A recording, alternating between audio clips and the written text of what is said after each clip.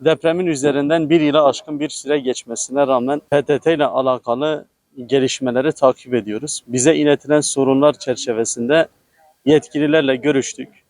Yetkililerin bize ilettiği şu an kendilerine kiralık bir yer almışlar ve 2 aydır kiralarını ödüyorlar.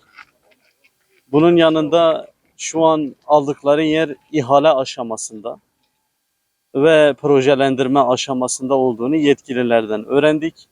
Bunun hızlandırılması için bir üst kurumun devreye girmesini ve yetkililerin bu noktada eline hızlandırıp halkın bu mağduriyetini ivedi bir şekilde gidermesini talep ediyoruz. Kahta'da depremden sonra PTT şubesi buraya taşındı ama biz halk olarak kuyruk sıralarında ayrı sıkıntı yaşıyoruz işlem sırasında. Hava koşulları sıcak, sıkıntı oluyor. Bir an önce yetkililerden yeni bir PTT binasının yapılmasını rica ediyoruz. Açıkçası hizmette bir sorun olduğunu düşünmüyoruz fakat hani Güneydoğu'da yaşadığımız için normal olarak hava çok sıcak ve herhangi bir gölgelik bir sadece milletin para çekerken ya da işlem yaparken gölgede kalabileceği bir yer yok.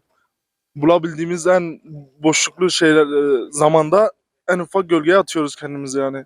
Buna bir çözüm bulunması gerekiyor açıkçası. Kısacası hocam millet bu sıcakta, Güneydoğu'nun bu sıcağında daha henüz yazın başındayız, daha ortalarında daha sıcak olacak.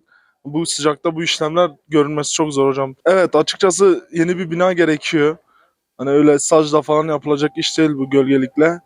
Bir bina yapılması şart. Yetkililerden yeni bir PTT binasının yapılmasını talep ediyoruz hocam. Şimdi sıcaklıktan hariç kışında insanlar yağmurda, çamurda duruyor. Aynı zamanda sıcaklıkta da insanlar yanıyor. Buradaki memurlar da her şey dağınık olduğu için o insanlar da mağdur oluyor. Aynı zamanda memurlar da mağdur oluyor. Her şeyi taşıp bak işte arkanızda götürüyor arkadaş. Kucağında her şeyi götürüp getiriyor.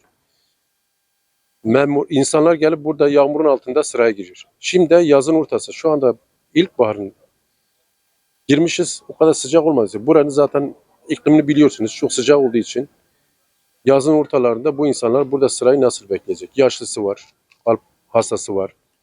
Yani her türlü hastalık var. Biz zaten buraya gelen genelde yaşlıdır. Onun için bir an evvel yani bir yer olup da olması güzel olur. Bu insanlar mağdur oluyor. Yani halkımız bilmiyorum ne diyeyim yani bu 1,5 senedir hala bu postane ortada duruyor. Şayet bir bina yapamıyorlarsa da bir yerde bir dükkan bir şeyler kiralayıp yapsalar güzel olur. Yani insanlar mağdur olmaması güzel olur.